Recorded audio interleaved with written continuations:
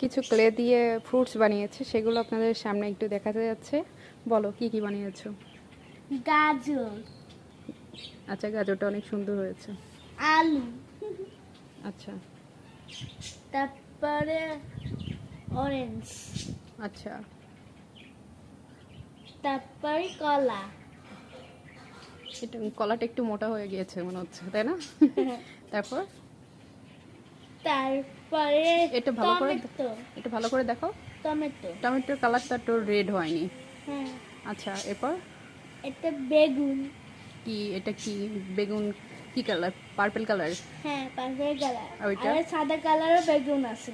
হ্যাঁ, white colour. তারপর তারপরে ড্রাগন ফল, ও, ড্রাগন ফলের যে কাটা কাটা থাকে সেটা কোথায় তাহলে? সাত কাটা কাটা কালার দিয়েছিলাম, তখন তুমি বললে। এটা একটু কাছ থেকে সবাইকে দেখাই।